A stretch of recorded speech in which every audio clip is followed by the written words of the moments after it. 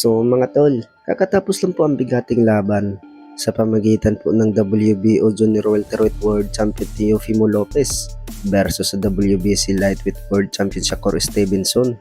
Prediction po ng karamihan mga tol na hindi daw mananalo itong si Teofimo Lopez kay Shakur Stevenson. Nagkatotoo po mga tol, natalo po itong si Teofimo Lopez by unanimous decision. Samantala ay banat po ng karamihan ay kung hindi daw tatakbo itong si Shakur Stevenson kay Teofimo Lopez ay may paglalagyan dahil malakas itong si Teofimo Lopez mga tol. Kaso lang na outbox itong si Teofimo.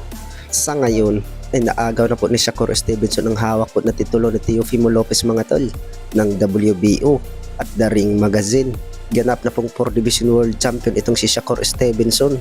Bukod dyan ay matapos po makuha pang panalo ni Shakur Stevenson mga tol ay umakyat din itong si Conor Benn at hinarap niya itong si Shakur dahil gusto po ni Conor Benn mga tol nalabanan niya itong si Shakur Stevenson. Magandang pupukan yan mga tol.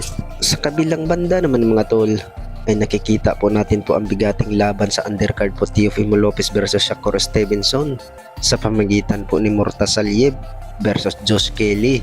Ay na-upset po itong si Murtaza Aliyev mga tol, natalo by majority decision.